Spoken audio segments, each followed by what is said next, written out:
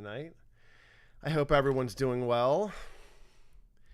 I set myself up on a different computer and it had some trouble. So I see a few folks are showing up. Hey, Radar Ashwood, thanks for the confirmation that you did not hear anything. I jumped to a different computer. I couldn't actually tell that. I set up a whole new computer and sadly it didn't work. So I think I'm streaming now. I think I'm broadcasting. If you could confirm that I'm not shouting into the void, that'd be great. I see Guy Soleil. Hey, Guy, nice to see you. Bonjour. Bonjour, chat. And tonight I wanted to talk about vasomotion. Now, I was hoping to do a little bit of HEG training, but the computer I was setting up on, for some reason, the HEG was working, but the OBS, when I launched it, was not connecting to my YouTube. So I was defeated by OBS. I think it's time to switch streaming software packages. Anyways, hope everyone's doing well. And let's talk a little bit about vasomotion. Let me sign into my documentation here. And I will look at this topic a bit more, my notes. So last week or week before, I was talking about cadence, the idea that there's time course in the brain. There's individual scales of time, you know, sub-second time, multi-second time, and then we have ultradian, infradian, circadian, these different lengths of rhythms happening. And one of the rhythms we talked about, one of the oscillatory motions we talked about was vasomotion, or the coupling of blood vessel flow by the brain, by neurons. And I talked last week about the idea, week before, about the idea that we need to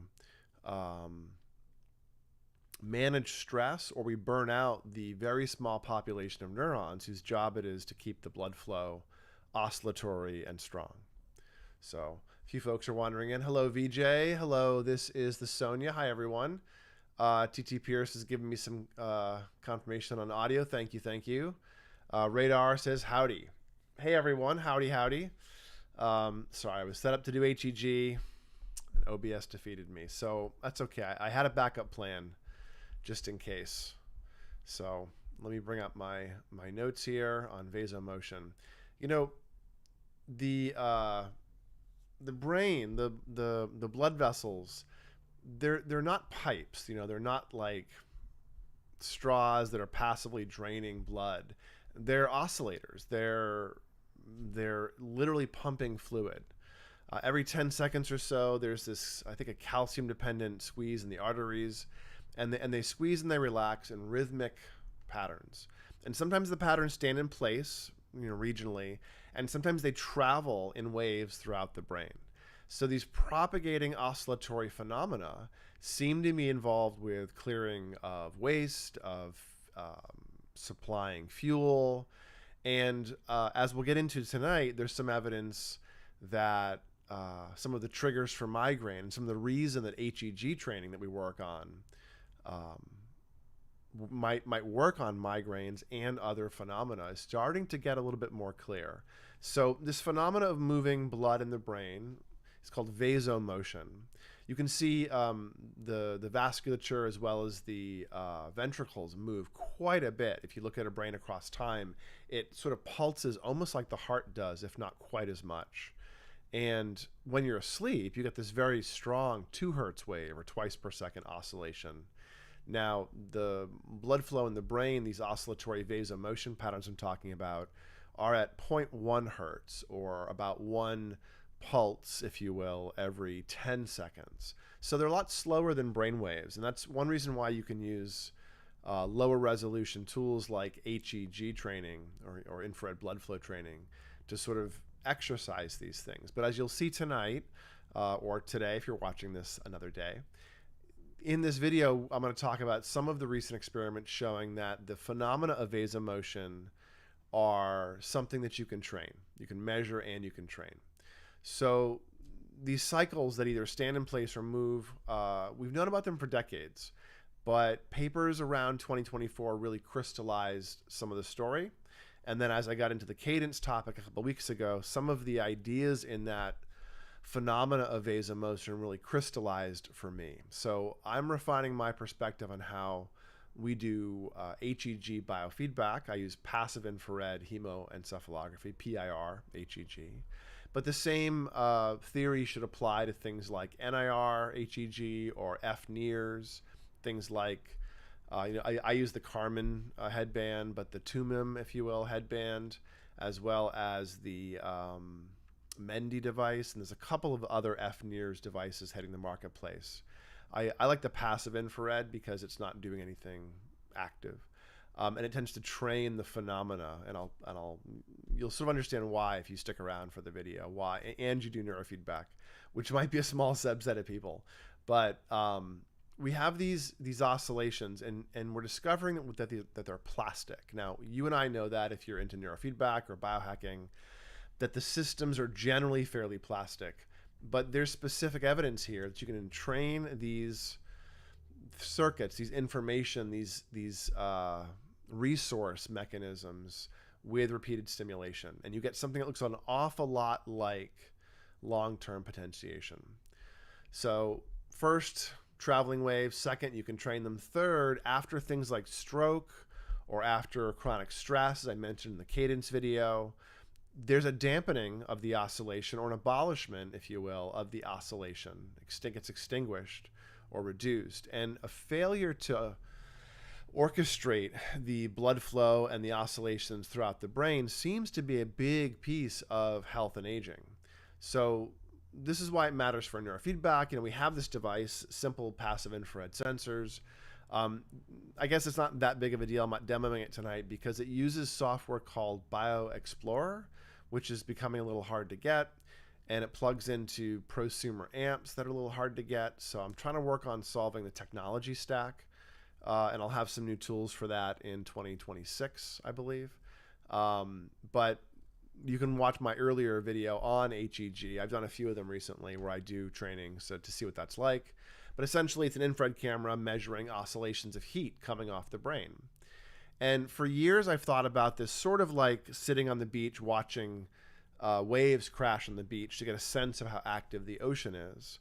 But it might be more than that. So backing up for a second, HEG, the old explanations are, well, you're training prefrontal activation or vascular dynamics or improving neurovascular coupling, kind of hand wavy, kind of high level explanations. But these papers give us a little bit of a sharper lens to explore a couple of the specific aspects, the mechanisms of what's going on. So what we're likely training in HEG is the flexibility and the coordination of this vasomotion. Really teaching the vascular oscillators to respond more smoothly and in a more sustained way to demand. This is, I think, why it works for migraines, because a failure of vasomotion might be a phenomenon involved with migraines. And I'll explain why I think that in a minute. So first of all, defining this, vasomotion is an ebb and flow, literally, of fluid.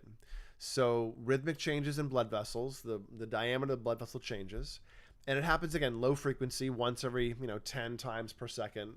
Sorry, once every 10 seconds. And it happens in arterioles throughout the brain, on top of the circadian, the cardiac, the respiratory. It happens like as a faster frequency, if you will. And where does it come from? Two drivers. One is smooth muscle cells in the vasculature themselves will contract and oscillate, and it's a calcium-driven oscillation, kind of classic smooth muscle rhythmicity.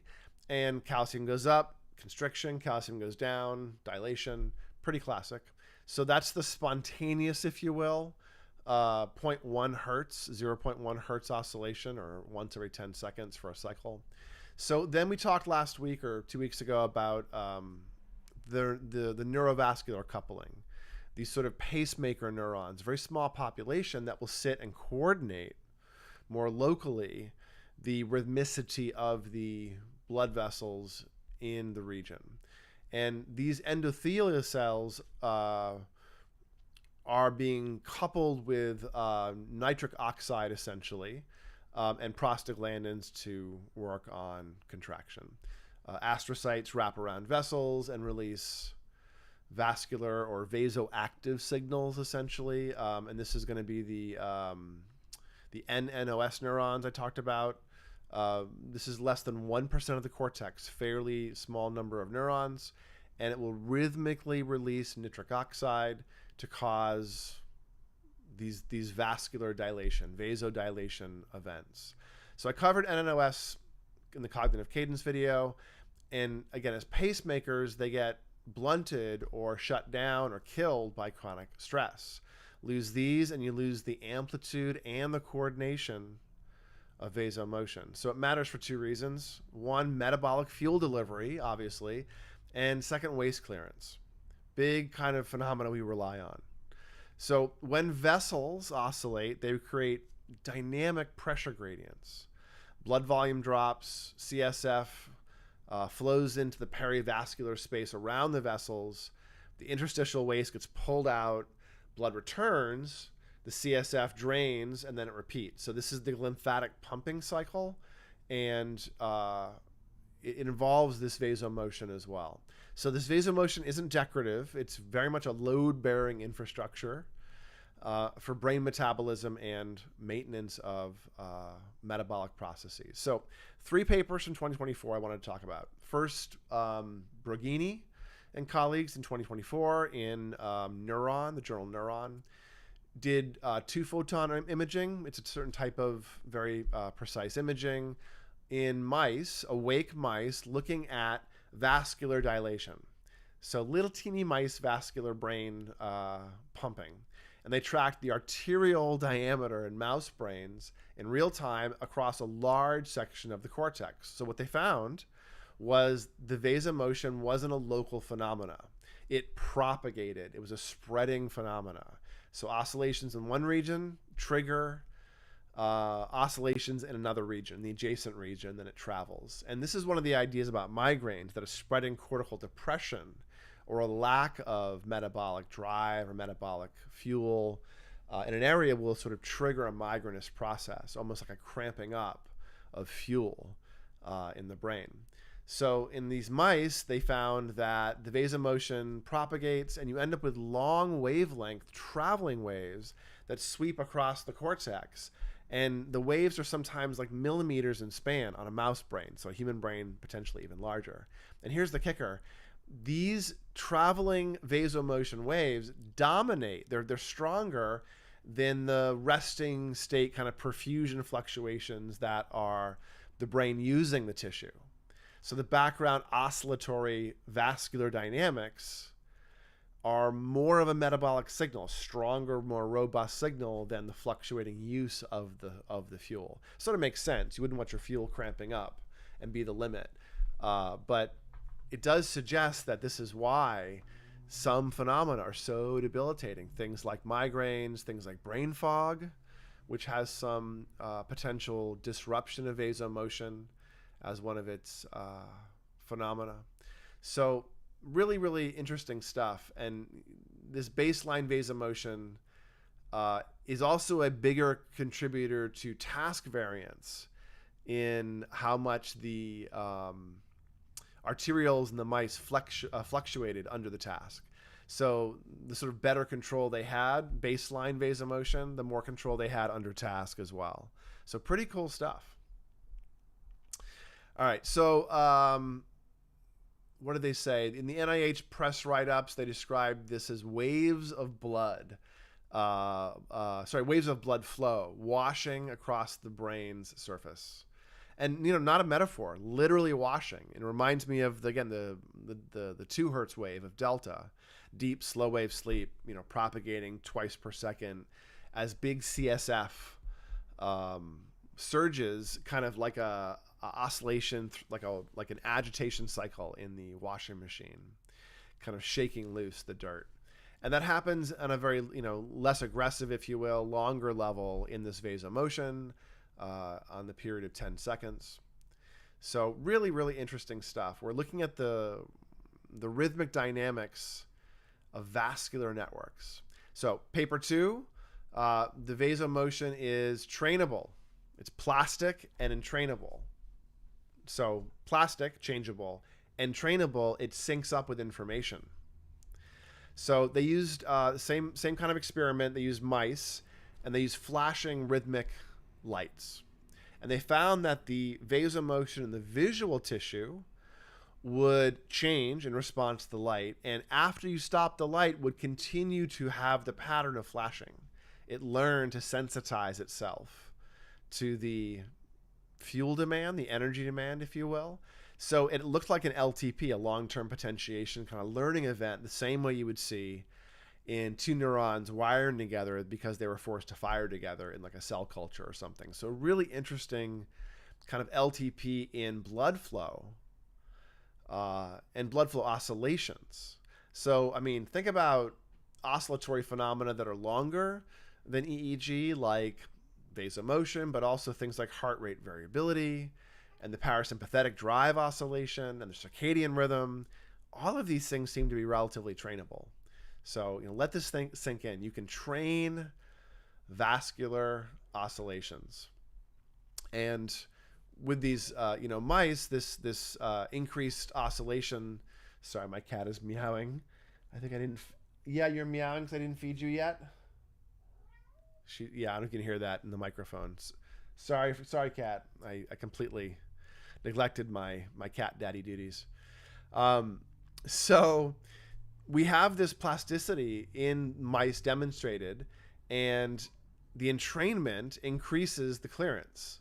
So the better you're entraining to the fuel demand, the better you're doing that sort of exchange in the perivascular space, perivascular and paravascular space, the pumping of glymphatics and vessels against each other, right? Because remember that the glymphatic system is separate from the blood flow, but in this case, they're using shared oscillatory dynamics. Pretty cool stuff. So repeated, effortful energy movement, and then afterwards there's entrainment of the system, marshaling reserves in similar patterns. Does that sound familiar? That's kind of what we're doing in HEG biofeedback. Repeated space trials, we drive activation of the frontal areas, usually in this case, and you get more immediate feedback, and you ask the person to upregulate in little chunks of time repetitively. The way that I do HEG is with voluntary effortful pushes, but with continuous feedback. And Dr. Jeff Carman does it with thresholded feedback with long periods of baselines. I think both work really well, but I tend to get, I think, stronger effects doing continuous and voluntary.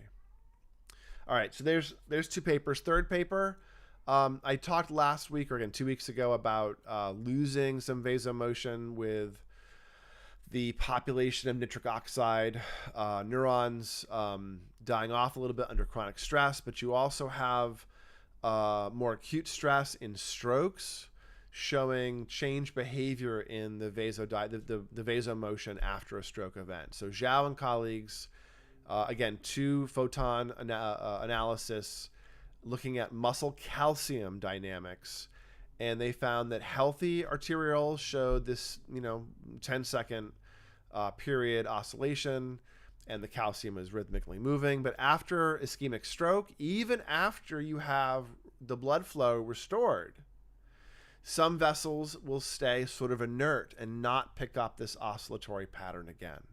So the shock of a stroke, the shock of the ischemic stroke, seems to change the behavior of blood vessels. And this may be one of the reasons why stroke doesn't recover, even if blood flow may be recovered.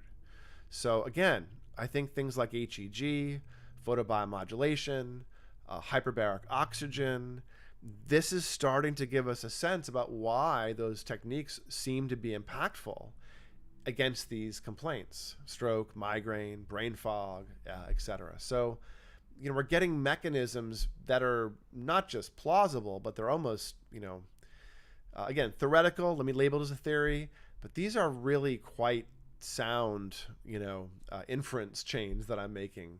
So if rhythmic, dynamic, vascular activity is protective, and if you can train the vasomotion with repeated stimulation, like neurofeedback, could the neurofeedback be neuroprotective? Maybe. We don't know yet, but the pieces are starting to fit. So again, pirHEG is just an infrared blood flow camera, and it's a fairly straightforward, simple technology. It's why I'm still, even though it's a little hard to get the tech stack built up, I'm still bullish on PIR as the primary version of HEG, because I find that it works across the most complaints, and I think some of it is, it's got a very broad field of focus. The NIR HEGs or the FNIRS versions, like the Mendy, will use an emitter and a receiver and look for changes in red level of light as a proxy for the level of oxygen in the blood. But HEG of the style that I use, the passive infrared, is just measuring heat. So I believe that the passive infrared is probably getting vasomotion more reliably, and the near infrared is doing spot oxygenation perhaps. So that might give us, again, a hint about how we might use the tools differently depending on complaint. But it does sort of, I think, tell us why we're getting impacts in things like migraines. You know, there's multiple studies showing reductions in frequency and severity of migraines after 10 to 20 sessions of HEG. I have a bit of a migraine today, which is why I was setting up HEG. I will definitely go do some, and I expect it to abolish little lingering migraine I have and keep it gone for a while. Unlike EEG training, I find that the neurovascular training, if you will, the HEG, is often not quite as stable long term. So if you have brain fog driven by seasonal allergies, or if you have migrainous processes that show up, I find that they tend to reoccur every so often. So a couple rounds of HEG is what I often do, meaning I include HEG as part of a full course of neurofeedback, but then I often go back a second time, you know, often a year later when something will trip the migraine tendencies back up. That's less stable than EEG neurofeedback, which is usually fairly stable change. But migraines are so debilitating that even having to do this technique every so often to shore up the neurovascular control, I guess is what we're doing, seems like a small price to pay. It's also, again, a pretty simple technology. So I'm working on some software to replace the BioExplorer software that I use. And you can still get the NeuroBit Optima amps that have the, do I have one here on the desk? Completely not set up for show and tell tonight. I'm sorry. I will be set up for show and tell next week, I promise. But I'll have some HEG software out probably end of the first quarter or the second quarter of 2026. I do other things showing up a little sooner. A few of you guys who are hanging out watching might be interested. I have a book that I'm publishing in about a month called The Gifted and Tortured, or just Gifted and Tortured, and it's about neurodivergent phenotypes in QEEG. You know, what tends to show up again and again and again, and how specific areas of the brain will both produce unusually powerful resources, but also, you know, will cramp up and dysregulate and get in the way. So if you want an advanced copy, I'm taking a very small advanced reader list.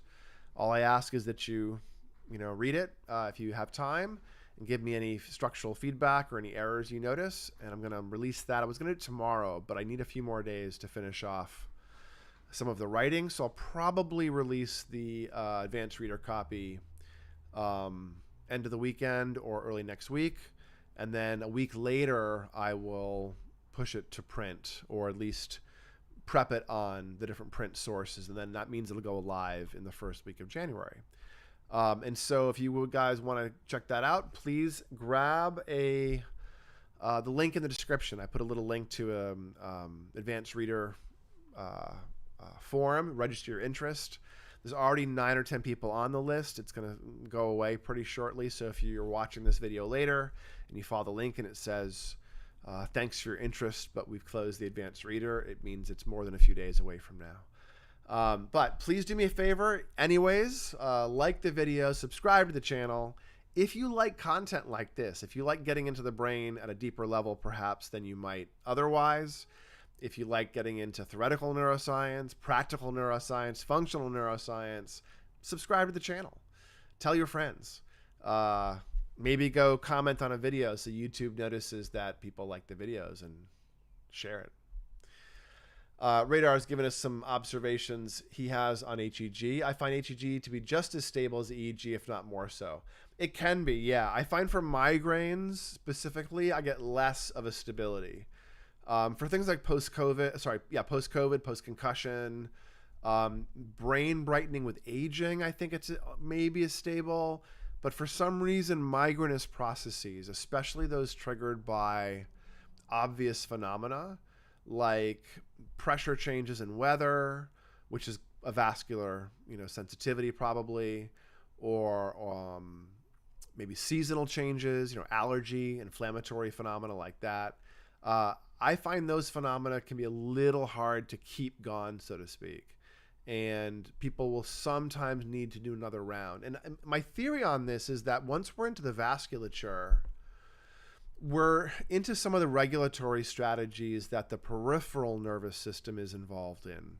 So some of the mechanisms we have for stability of managing things like smooth muscle flow, are not the same as neurons. And so this is why we have that neurovascular control and coupling. And it's why loss of that creates such a huge problem. But, there's also the idea of,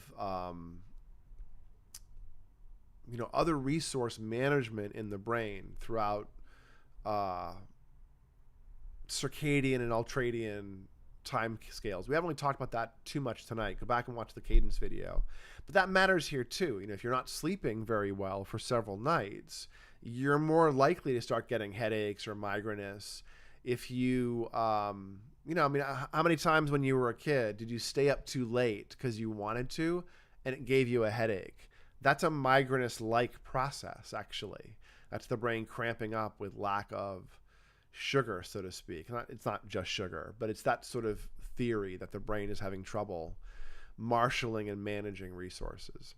So I love the idea that there are very low-cost tools, relatively, to manage this, but the access, the software is currently the limit. So I'll solve the software problem. We can use Dr. Carman's headsets.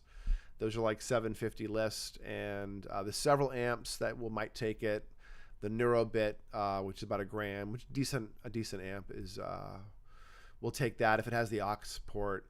Brainmaster, if you're into the Brainmaster suite, I believe they have their own HEG in their suite of tools. I find their suite a little bit overwhelming to use. And a little bit cumbersome interface, so I've not gotten deeply into it. But they do have one. I think Thought Technology also may have their own HEG for PIR style as well. So you can find it in different clinical systems as well as the roll your own style. But I'll try to close that gap for us in the prosumer space. Radar's asking, does propensity for migraine show up in the QEEG at all? It does a little bit, yeah. It's one of those signatures in the EEG that can mean more than just that, and you can have a tendency for migraines without a signature in the EEG. But if you especially have bilateral temporal lobe slowing, deltas and thetas, maybe alphas, if the brain looks tired with increased amplitude of slow brain waves bilaterally, sometimes you'll get a metabolic complaint, brain fog. You also might get vestibuloacoustic phenomena, eighth cranial nerve phenomena, so tinnitus, balance issues. And migraines are one of those phenomena that, may have some temporal lobe phenomena, maybe neurovascular. And I'm of the opinion, just watching what happens in concussions and post-COVID, I'm of the opinion that the temporal lobes and the signature of metabolism, if you will, the EEG, in the temporal areas probably shows us the change that the brain is, not drawing up all the energy it needs. So we're seeing the sluggishness almost in the big vessels as they climb. And I think one of the signatures may be this excess delta that tends to show up.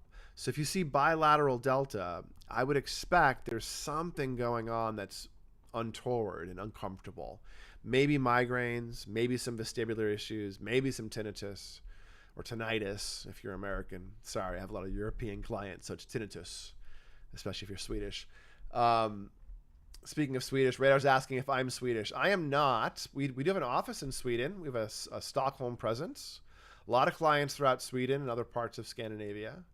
I speak Swedish, sort of. Jag pratar lite svensk. So, hello to my Swedish clients.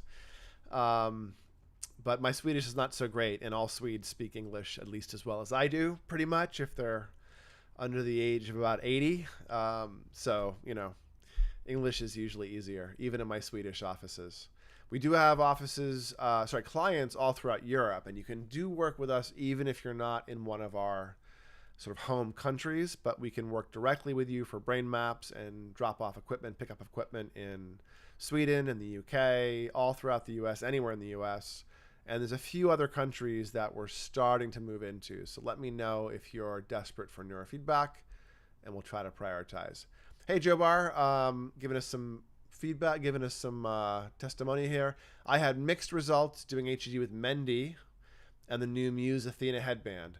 Maybe my skull is thick, but I could never get them to respond to me. I wonder if PIR would be more effective. Yeah, I think it might be, Joe Bar.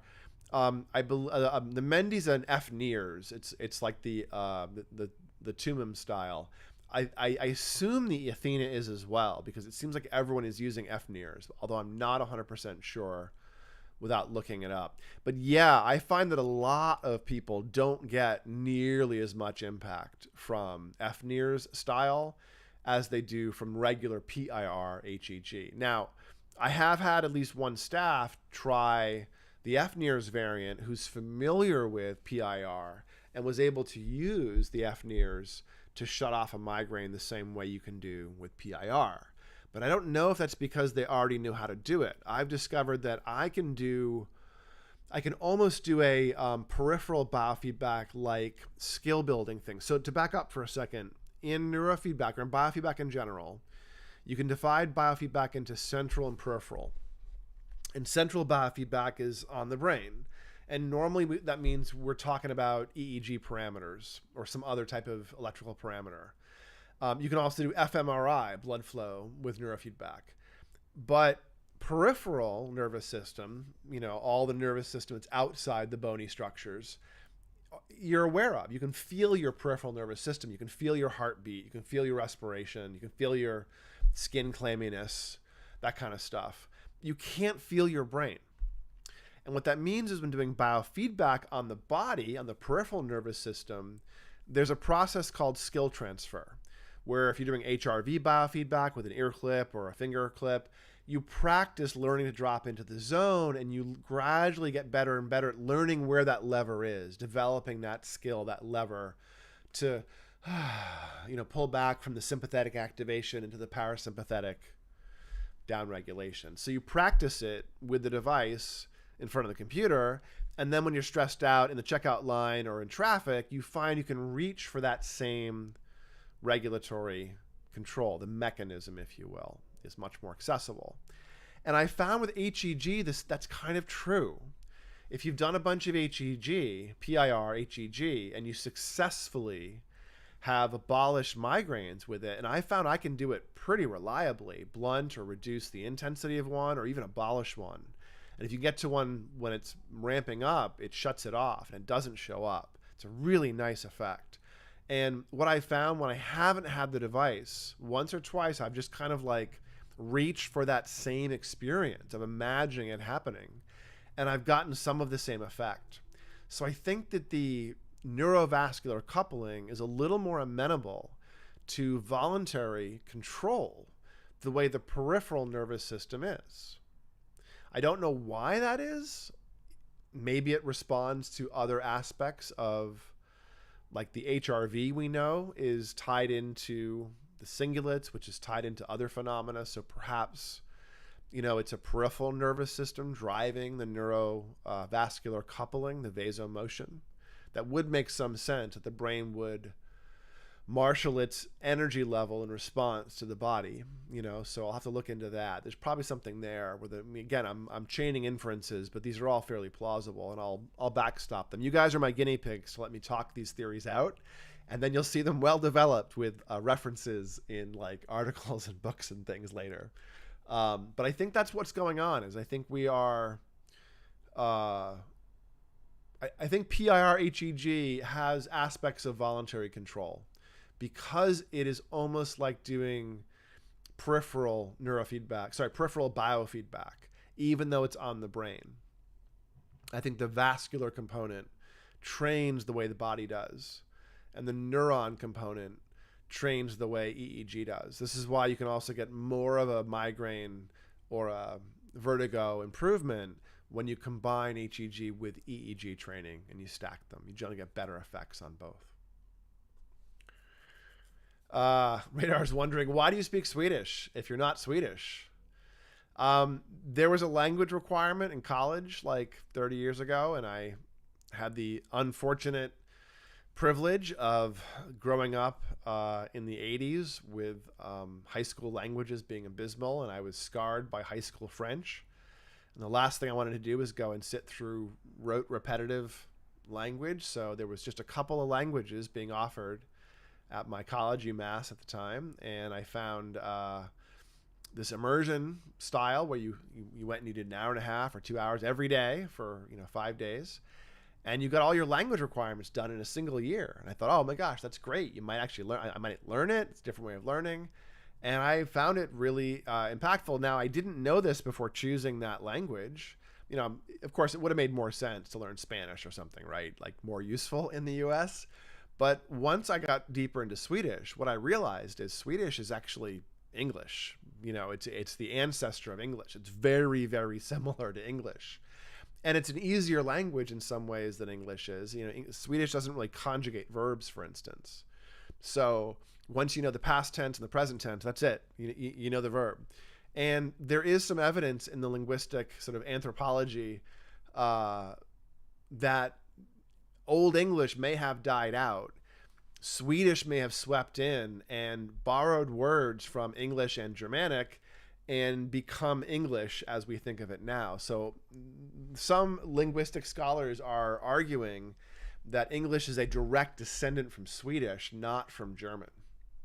And as I learned Swedish, I will tell you, I believe that. It feels like English spoken,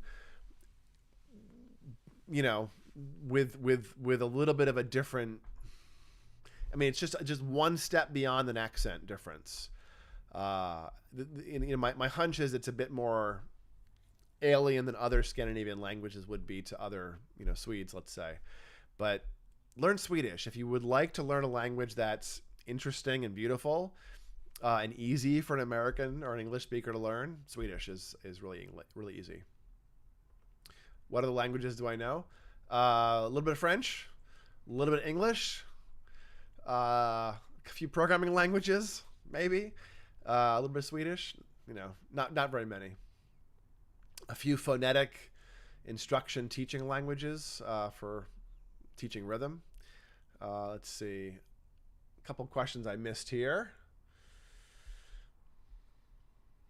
Radar saying, my friend had a similar experience meditating and visualize increasing blood flow around FPO2 and triggered a mini seizure. Interesting. So it does seem like you can affect blood flow through concentration practices. Jehan, hello Jehan, logged on late. Did you guys give an update on your pirHEG program? Not explicitly. I did say that I'm frustrated there's no real software solutions and I'm trying to get one done. I have 2 other things coming, Jehan, but then I will reprioritize the software. So I'm assuming the end of the first quarter or maybe the second quarter of next year. What's coming out this year, in January is the book and also the neurofeedback management software, this sort of fitness tracker for the brain where you can track all your neurofeedback, healthy habits, your goals, and watch all that stuff change. And you can do it from, person using just like a fitness tracker, or you can do it as a therapist working with a roster of clients, helping manage neurofeedback at a high level and reporting. So I'm bringing that out in both the book and the software in January. And then probably 2-3 months later in alpha will be the HEG software. I'll dust that off and make that the next priority. I don't have children, S-Tonks. Just a bunch of millennials who work for me and zillennials and other people. No, I just have like 15 people in their 20s and 30s that feel like my kids because I pay them and tell them what to do. No, they're not my kids though, of course. I have a really interesting team. If you worked with a Peak Brain team at People, the coaches, you know that I have this really interesting team who are all really geeky and have incredibly good interpersonal skills. It's really bizarre. I do not know how I managed to attract such a great team, but they're like really caring. They communicate really well. They're really patient and they're deeply technical. So if you want to work with a Peak Brain coach, we've got a bunch of great ones and they're online pretty much all the time to help support you. So just let us know. All right, guys. Well, in spite of some tech support, some tech challenges that started off late, we still had a good talk. I think tonight a little bit on this idea of vasomotion, which I will distill down a little further. I might do one more video on it, tying in some ideas about vascular perfusion, vasomotion, photobiomodulation, red light therapy. There's a few other topics here that we haven't fully covered or haven't tied in together. I might do one specifically on migraine now that I have some theories about how all this is tying together. Maybe some diagrams will be the next step. We'll see. All right, guys, thanks so much for hanging out and chatting tonight. Do me a favor, like the video, subscribe to the channel, share a video with a friend. If you want a brain map, you can come to a Peak Brain discount fall special, $250 for the year. Gets you unlimited brain maps in New York City, Los Angeles, St. Louis, Orange County, California, London. Gets you a single one for that price. Sweden gets you a single one for that price. So some accessible brain maps for you. And let me know if you want to do neurofeedback. We can support that fully remotely throughout anywhere in the world. Jay Han's asking, definitely interested in more about the neuronics. That's cool. I have to talk to those guys. They've released a few other devices, and they've changed some of their sort of marketing and sharing of their literature. So I'll check back in with them and see if there's anything new that they want to share with the biohacking community around this topic, because it's definitely interesting. I have probably about 20 clients, maybe 20, maybe 30, with some variant of the neuronic, either the original Neuradian or the neuronic light. And pretty much everyone uses it adjunctively, and it fits into a nice slot. I do say that some people find it a bit too stimulating or fatiguing, just like HEG. Just like hyperbaric. So it seems to fit that same slot where it's bringing up vascular tone and metabolic tone and energy for the system. So I think about hyperbaric, HEG, photobiomodulation, and a few other techniques in the same bucket as, let's call them metabolic support, where EEG neurofeedback is more about the information flow, largely. This is the Sonia as a question. Can developmental delay in kids be successfully addressed by neurofeedback? Really depends on what you mean. I'm not sure I really believe in the idea of delay anymore in developmental stuff. There's definitely atypical development, and some people have different developmental constraints or complaints or deficits. My big rule of thumb for what can be changed and what is much harder to change in a neurodevelopmental population is around language. There are tissues in the brain whose job it is to adapt to really complicated information, and those tissues stay relatively plastic. And there's tissues whose job it is to encode systems of information, and those become less plastic and shut down. One example is vision. You know, if you don't have good visual fusion by age 6 months of age, you won't be able to see one image. You'll have drifting images. Another one's language. If you're not exposed to language by about age 9 or 10, you'll never develop language. You need the patterning early enough in life before the tissue, it moves outside of what's called its critical period, where it becomes not plastic anymore.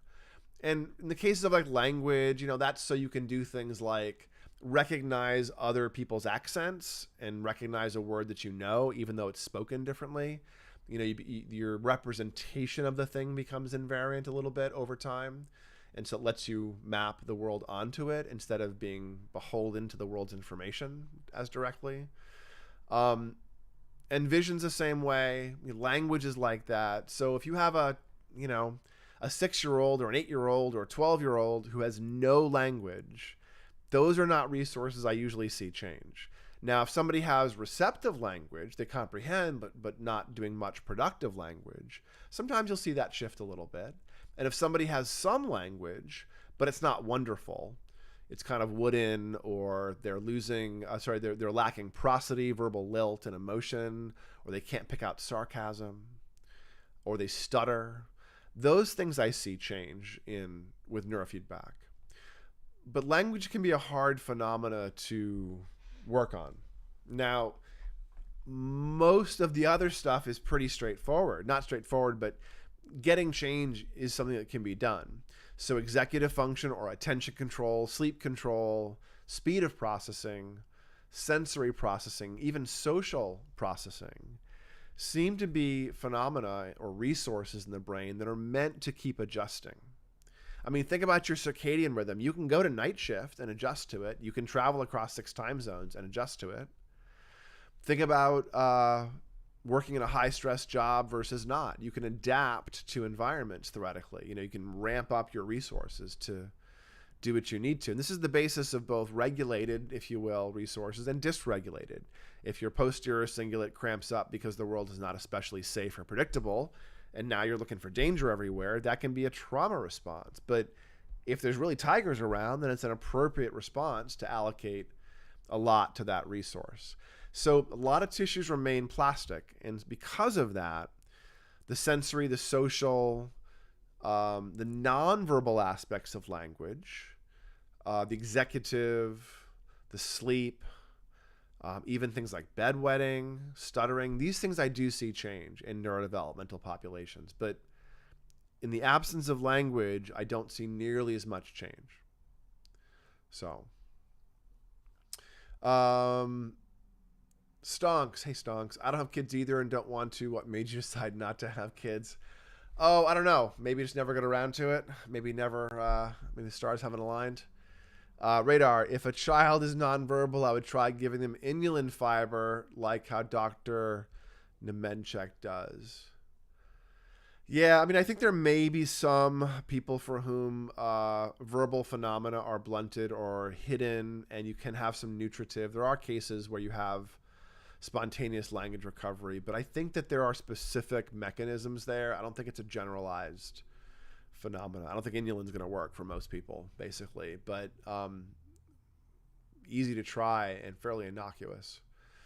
Jehan, I have heard you say that benzos reduce neurofeedback effectiveness. Is this dose dependent? I don't know. Does this apply to Z drugs like Ambien? Yeah, a little bit. It's blunted, not abolished. I don't know if it's dose dependent. What I will say is, in the people for whom I've seen the most blunting from benzos, Xanax and Ambien both included, they are people for whom they've been on those drugs for a very long time. So the doses were maybe somewhat high, but it was the length of, I think the blunting was progressive over many years. So most of the time when I see somebody taking benzos and doing neurofeedback through it, through the benzos, there's probably a slowing down of effect. At worst, maybe it's half of the impact, and at best, maybe it's a 20% slowing. Something like that is my just, hand-waving guess. I had somebody on Reddit be really concerned about, oh, maybe I should do other things instead of neurofeedback because I'm on benzos. And I was like, no, just, blunted, not abolished. And neurofeedback still works better than most things. So, even a blunted neurofeedback, like tinnitus, which we talked a little bit about tonight. Tinnitus, I find, only responds to neurofeedback about 50% of the time. Now, if you get it to respond, you can get it to respond a lot, but it's not a reliable target to go after, necessarily. About flip a coin, it'll work for about half of people. Now, that's better for tinnitus than anything else, I think. And the same thing I would say is true of most of the stuff benzos is working on. Strong anxiety, maybe some mood stuff, sleep.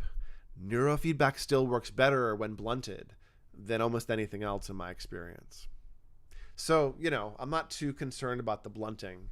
I'm concerned about the person having a regulated relationship with all of their coping things, including medications. And if somebody's got dysregulated relationships with large amounts of benzos or opiates, that's a problem, and that will get in the way a little bit of the neurofeedback, but definitely bring the neurofeedback to bear if you can. It should help. So yeah, kind of a vague answer, Jehan. I hope it was useful.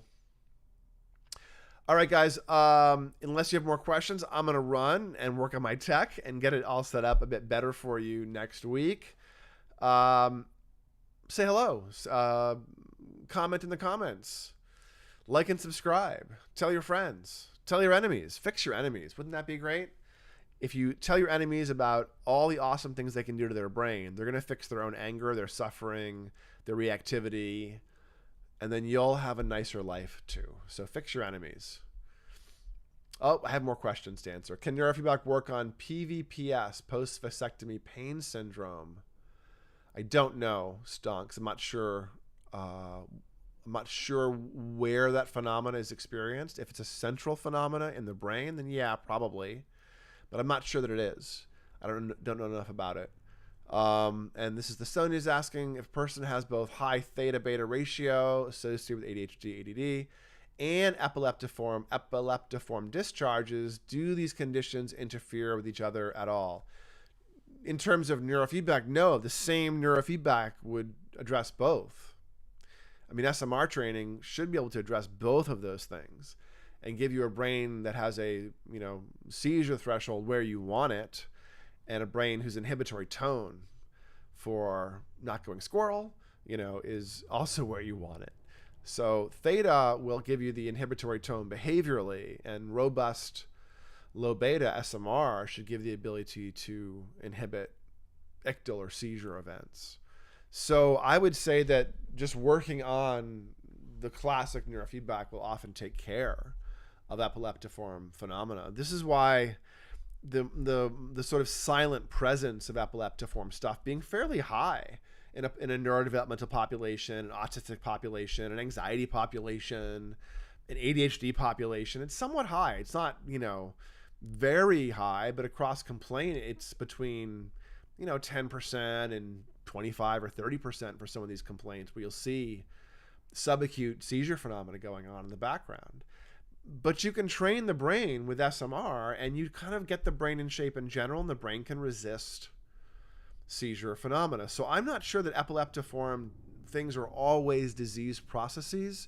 You know, many human brains produce epileptiform features, and I think we're always on about, you know, at that level of destabilizing into great chaos so we can think and be alive. And preventing a seizure constantly is something we do. The brain has mechanisms to do that, but it's also about to have one all the time. It's kind of like, you know, if you want to walk, you have to start to fall down and then catch yourself. You can't do it holding still.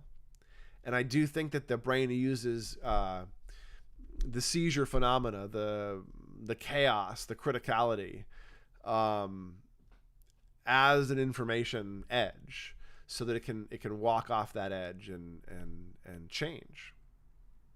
So, all right, kind of high level philosophical for you.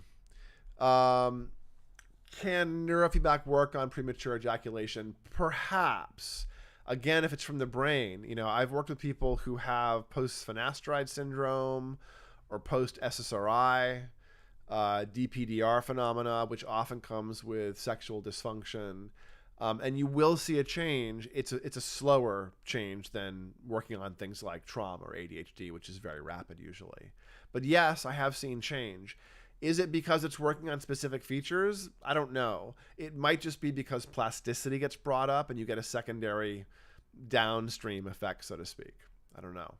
But my hunch is it's probably in the neighborhood of like a healthy habit that helps a bunch of stuff, and that's a dysregulated set of tissues, and it responds to regulation, the whole system getting regulated and more plastic. So good question.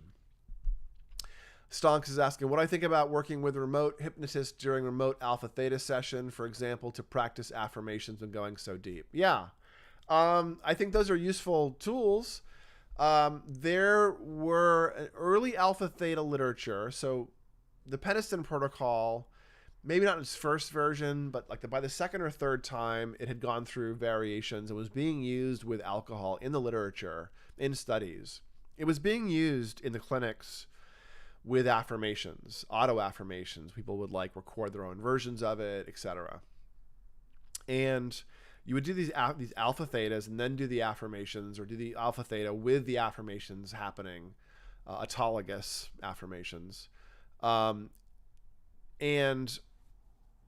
the literature showed really strong results. 2/3, 3/4 people who were trying to abstain did from alcohol, which is much, much higher than the usual 1/4 or 1/3 in the studies. Very, very impactful. And then it might have been Jay Gunkelman and David Kaiser who did a study. I'll have to look.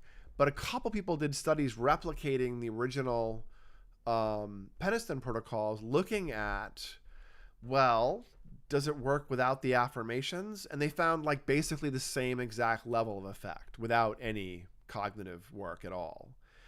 And then related studies following on from those added SMR training to alpha theta and found even better effects than alpha theta alone, all without affirmations. So while hypnotist work, I think, can be additive, the same way that if you're a meditator and you meditate during alpha theta, it can be very additive. I don't think it's necessary to get the goods that you can get from alpha theta.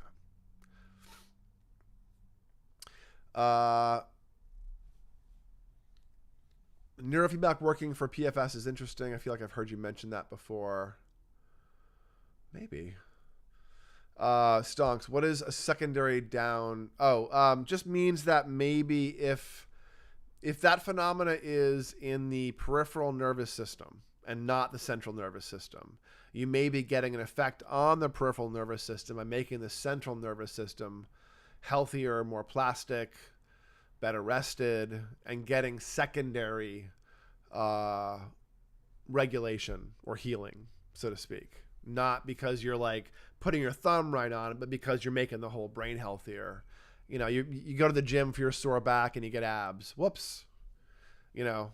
Like downstream or secondary effects where you're working on one system and you get another system to move because either it's connected or because working out is healthy and your system responds. So, yeah, it's my thought on that. Well, you guys are full of questions. I love it. Thanks for your active participation tonight and your patience with my tech. It's ironic that I work in tech all day long and I program and I'm like up to my elbows in it, but you put me on a YouTube live stream and I can't get the audio or video working half the time. Do I usually get full remission for post-finasteride syndrome, or is it more hit and miss? I mean, I've probably only seen it like 6 or 7 times, and I've seen it improve every time slowly. So, Stonks as asking, apart from my own FP2M2, am I familiar with Jay Gunkelman's anterior cingulate protocol for food cravings, food addiction, hunger, signaling, and so on? I don't know about Jay's protocols, but here's the thing. I don't think Jay does neurofeedback. Jay does EEGs and QEEGs, so I don't know that Jay has protocols per se. I mean, Jay will often recommend areas of the brain, but I don't know that when Jay talks about an intervention specifically, I don't think it's like, and here's the clinical path you should take. It's more like, here's a part of the brain, here's the feature. The practice of neurofeedback is very different than like what part of the brain's involved. So no, I'm not familiar with Jay's protocols. I have my own protocols for anterior cingulate. I do a lot of FZ minus PZ. I developed a whole suite of FZ minus PZ variants, FZ minus CZ variants that deal with tics and cravings, FZ minus T6, FC minus T4, or two channel pairs using those individual ones referenced to an ear.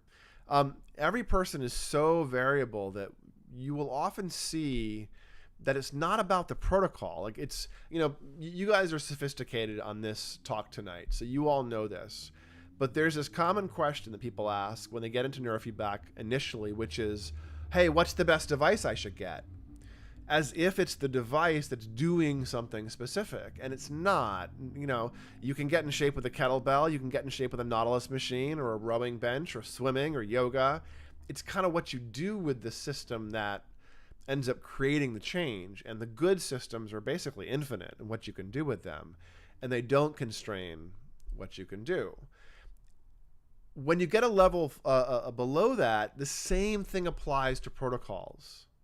There's not a protocol for something because people's brains are so unique. You have to really start at the person's brain, at their QEEG, and go, oh, your brain is doing X, Y, and Z. We know that. That is true. You don't want to start with your theories about how brains in general work. You want to start with how that person's brain is working. And then use that to back out into the most plausible models that fit. If you go, oh, the person has a complaint, they have food cravings, and the recipe book says this protocol works for food cravings, you're going to be doing like 30%, 40% of your clients a major disservice because you're going to undershoot the benefits or create side effects. But if you look at their brain, is that food craving? Food craving is a complicated thing. When your client says food craving or you say food craving, what do you mean? Is it late night impulsivity because you can't resist sugar and you're bored? Is it self-soothing, an emotional state you're not comfortable with? Is it a resistance to the tension between constructivist and constructionist identity that some young women get and creates body dysmorphia? Is it a tic? All of those things can be food cravings. Is it a nutritional issue? And each one of those things you'll go after so differently that you cannot map. There's no recipe book that maps to simple symptoms or simple complaints. You have to really dive below the level of the DSM labels. You also have to dive below the level of like simple concepts of the brain because there's no specific area. Instead, one individual is going to have complex connections between areas and individual areas, and it will make sense. That's the other shoe here. Look at their brain, and as you learn the big tissues, the big cortical tissues, and how they regulate, and as you look at a lot of EEGs and a lot of QEEGs, you will understand what's happening because the patterns cohere across people. There's a lot of consistency. If you look at 100 people's QEEGs, you'll see that these same patterns show up again and again and again and again. And many of the same patterns that are most important for creating dysregulation are the same across people. So that's the landscape of quantitative EEG and the landscape of cortical sort of spot picking. It's learning that there is conserved phenomena across people, but people are weird, and so they're not deterministically conserved. You have to learn one person's brain and go, oh, one of those maybe, and use that to index and fit the models. And you may end up doing C3 beta for anxiety. You may end up doing FZ minus PZ alpha for sleep, which, by the way, both of those things would be contraindicated usually for those goals and cause trouble. But there are cases for which it would be the right protocol for an individual. So I caution you not to believe the protocols. Learn how to read the brain and then go into that. And don't believe the gurus. No one knows more than the individual does about their own brain. It's all modeling. Be very cautious believing somebody knows. We're all blind men and elephants here. So, our epileptiform from this is Sonia. Our epileptiform discharge is all curable by neurofeedback. Thanks a lot, doctor.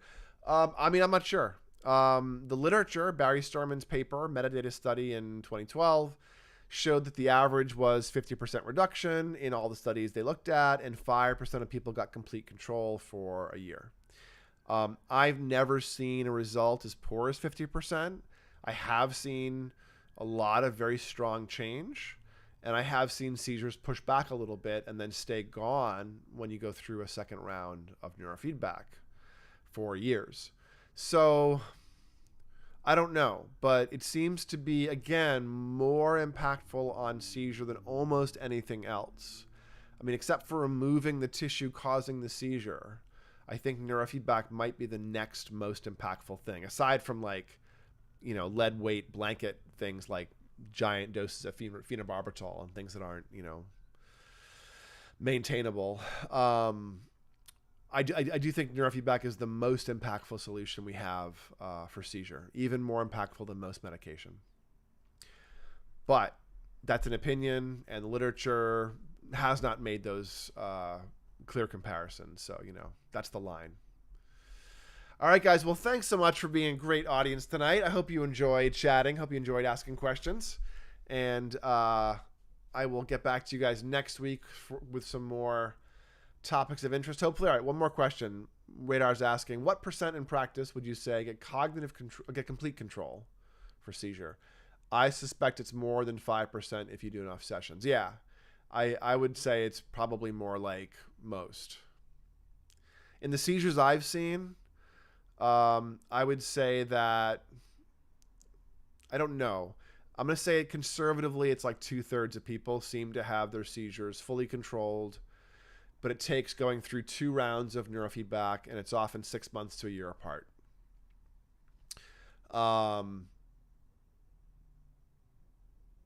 But even that last third hasn't really come back with more seizures, and I have seen some of them often.